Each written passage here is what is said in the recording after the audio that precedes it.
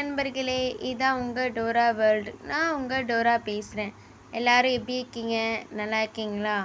இன்றைக்கி நம்ம பார்க்க போகிறது என்ன அப்படின்னா, நாங்கள் டேடிக்கு வந்து சூப் ப்ரிப்பரேஷன் பண்ண போகிறோம். ஸோ நிறைய சூப்பு சேர்க்கணும் அப்படின்னு டாக்டர் சொல்லியிருக்காங்க. ஸோ அதனால தான் நாங்கள் சூப் இப்போ போட போகிறோம். நீங்களும் வாங்க, நாங்கள் எப்படி போடுறோம் அப்படின்னு பாருங்கள். ஸோ நான் வந்து மம்மிக்கு சின்ன சின்ன ஹெல்ப் பண்ணிகிட்ருக்கேன். மம்மி தான் ஃபுல் அண்ட் ஃபுல் பண்ண போகிறாங்க. வாங்க பார்க்கலாம். வெங்காய தக்காளி கட் பண்ணிக்கோங்க.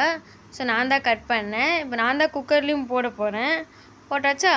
அடுத்து பார்த்திங்கன்னா மிளகு, சீரகம், பூண்டு இதை வந்து மிக்சியில் போட்டுக்கோங்க. போட்டுட்டு நல்லா அரைச்சிட்டு அதை அந்த வெங்காய தக்காளியோடு அதை நான் போட்டாச்சா?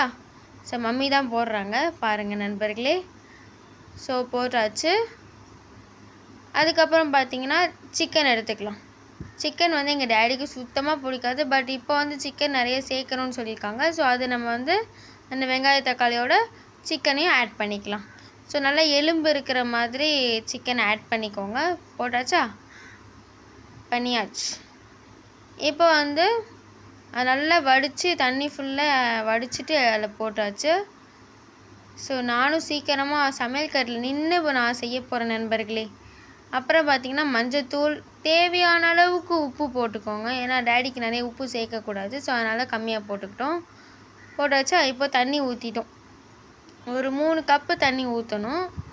ஊற்றிட்டு ஒரு 4-5 விசில் வச்சு எடுத்துட்டோன்னா சூப்பு ரெடி நண்பர்களே. பார்த்திங்களா எவ்வளோ அழகாக இருக்குல்ல? குடிக்கணும்னு ஆசையாக இருக்குல்ல?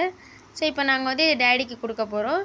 அடுத்து நானும் குடிப்பேன், மம்மியும் குடிப்பாங்க. இது உடம்புக்கு நல்லது. தேங்க்யூ ஃபார் வாட்சிங்.